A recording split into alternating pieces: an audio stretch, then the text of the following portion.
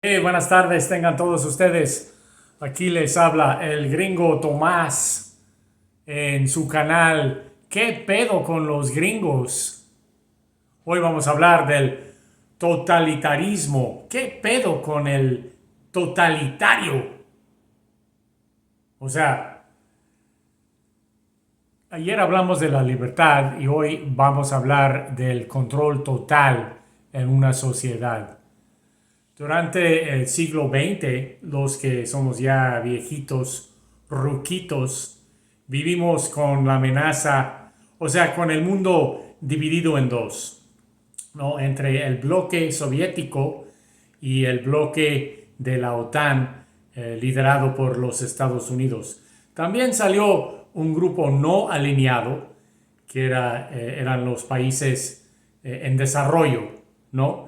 Que se decían no alineados ni con Estados Unidos ni con la Unión Soviética.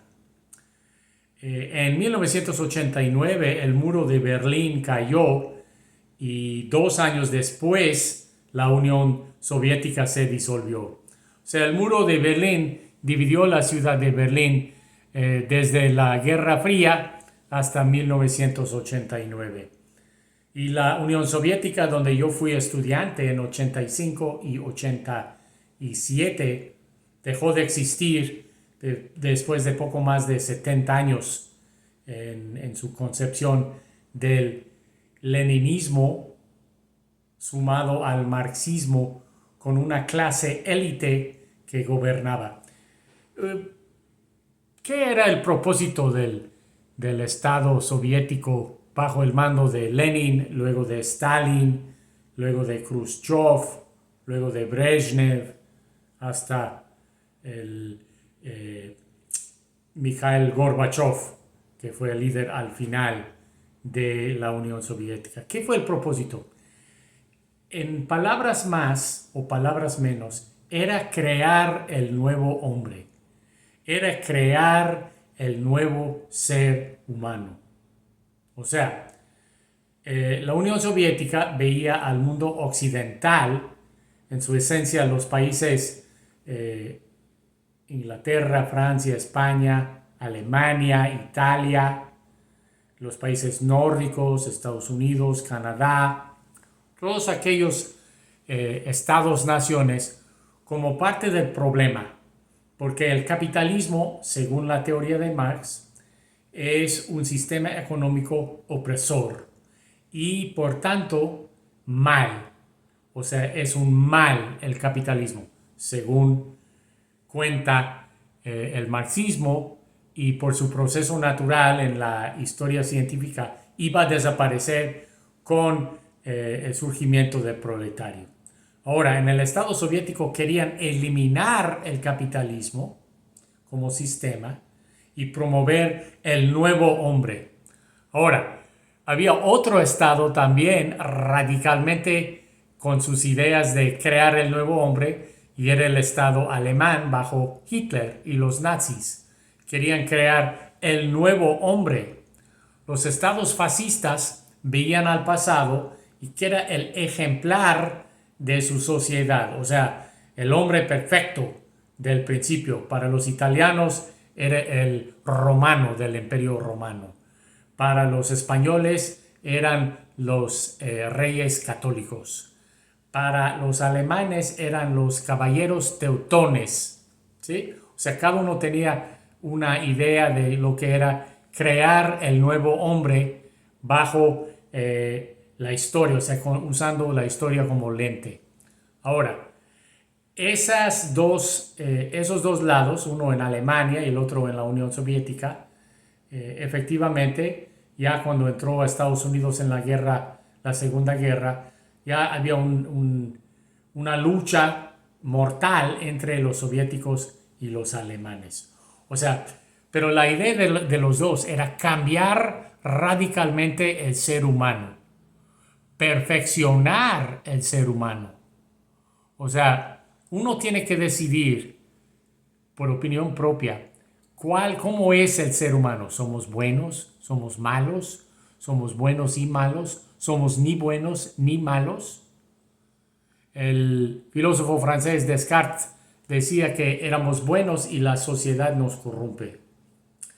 Bueno, el nuevo progresivismo, después de la caída del muro de Berlín y la disolución de la Unión Soviética, es lo que estamos viviendo ahora. Hay un nuevo progresivismo, una nueva idea de cómo eliminar el mal del mundo. ¿Y qué es?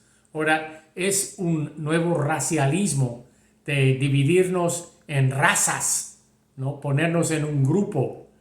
Se habla mucho del colonialismo, ¿no? Tú eres colonizador y yo fui colonizado, ¿no? En dos grupos. Y lo que se hace es que es una teoría casi marxista de raza y colonias y colonizados, colonialistas y colonizados en dos grupos. Uno como víctima, y si eres víctima ya no tienes agencia moral, ya eres bueno. Y si eres de los opresores, tú eres un opresor sin posibilidad de redimirse. No hay redención. Es una nueva religión que no permite la redención. O sea, el bien y el mal. O sea, el día de hoy tenemos racismo, colonialismo, sexismo, homofobia, transfobia. Todo eso existe y se usan como armas contra las personas. O sea, ser culpable de una de esas cosas, pues te pone una etiqueta y ya no hay redención para ti. Y en Estados Unidos este progresivismo ha tomado control de instituciones muy importantes, como son las universidades, la farándula, el entretenimiento y el periodismo, donde como buscan la manera de echar la culpa a alguien para el mal del mundo, y si podemos eliminar ese ejemplo del mal, el mundo será mejor, ¿no? Esa es la idea. Hace 10 años, casi 10 años, las tres instituciones empezaron a enfocarse contra el presidente Trump, ¿sí? Hoy día ya ven que salió una nueva encuesta de la cadena de noticias CBS, de los canales de noticias de mayor antigüedad en Estados Unidos. Y dicen que Trump tiene una aprobación total en la sociedad. O sea, que nunca ha tenido antes. Entonces, contra Trump no. Entonces, han cambiado su enfoque hacia Elon Musk. Ahora el enemigo es Elon Musk en Estados Unidos. Si eliminamos a Musk, el mundo será mejor. Podemos dormir, podemos vivir en paz. Todas esas ideas del enemigo, del mal, del bien, tienen sus raíces en el mundo moderno en la época de la Revolución Francesa y la Guerra de Independencia de Estados Unidos. Y ese periodo histórico le llamamos la Ilustración. La Ilustración tomó dos caminos. En Estados Unidos tomó el camino del individualismo, la libertad, y la libertad tal vez extrema, llámese el libertinaje, que tenemos muchísimos ejemplos de eso. Y la bifurcación de la Ilustración tiene el colectivismo, ¿sí? Las sociedades totalmente colectivistas, donde el grupo es más importante que el individuo. Cuando hay discursos, cuando uno trata de hablar del pueblo, por el bien del pueblo, se usa el término populismo, ¿no? Vemos en la prensa etiquetas para tratar de demonizar a los grupos políticos, ¿no? El ultraderecha, ¿sí? O el fascista. Nunca se habla del ultraizquierdista, porque es la izquierda que está manejando las universidades, la televisión y el periodismo. Entonces tienen control de la lengua, ¿no? Y quien controla la lengua controla la narrativa. Ahora, como dije, yo estudié en la Unión Soviética en 85 y 87. En esa época no había papel de baño en Rusia. Nosotros usamos el periódico en el baño. ¿Sí? O sea, rompimos el periódico en tiros así para usarlo como papel higiénico en el baño. A ese nivel. ¿Sí? No es mentira. Ahora bien, un gran escritor ruso, Alejandro Solzhenitsyn, que habla que la conciencia rusa está en su literatura. La conciencia norteamericana, yo diría, está en los ensayos políticos, ¿sí? En los documentos políticos, la Declaración de Independencia, la Constitución, y libros de no ficción, tratos filosóficos, políticos. Pero en Rusia está en la literatura. Y Solzhenitsyn, en un discurso que dio cuando ganó el Premio Nobel de la Paz, él se dirigió hacia el problema del bien y el mal en el mundo. Y dijo, yo hice la traducción del inglés, así que si les es difícil de entender, la culpa es mía. La línea del bien y mal no pasa por naciones, ni por clases, ni por partidos políticos, sino por cada corazón humano. La línea se mueve dentro de nosotros a través de los años. Es imposible expulsar el mal del mundo en su totalidad.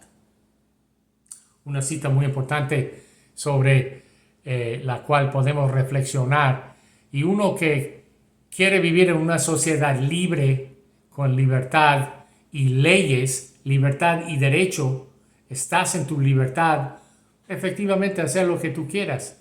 Pero si violas las leyes o violas el derecho del otro de vivir en libertad, luego ya hay problemas, ¿no? Entonces, ¿qué pedo con el totalitarismo? ¿Y qué pedo con los líderes totalitarios? ¿Sí? Que quieren cambiar el mundo y crear un nuevo ser humano. La condición humana, la naturaleza humana, ¿se puede cambiar? ¿O nos podemos limitar? Según Solzhenitsyn, el bien y el mal nos cruza el corazón de cada uno de nosotros. Las decisiones que tomamos, la manera en que decidimos vivir, cómo tratamos uno al otro, esas son decisiones que tomamos a nivel individual. Y gobernar a la sociedad tratando de eliminar al mal del mundo es una receta para la violencia y, en fin, habrá que encarcelar a medio mundo, ¿no? La mitad del mundo, ¿sí? Si definimos a los malos como los que no son nosotros, ¿no? Si así definimos al mal, al malo, el que no soy yo, pues luego tenemos un gran problema enfrente de nosotros. Bueno, ha sido un placer estar con ustedes. Mari, sígueme escribiendo, te agradezco mucho. Acuérdense que me pueden encontrar en YouTube, en ¿Qué pedo con los gringos? También estoy en Spotify, igual, ¿Qué pedo con los gringos? Les invito a suscribir a mi canal, se lo voy a agradecer muchísimo. Ha sido un gustazo estar con ustedes el día de hoy en ¿Qué pedo con los gringos?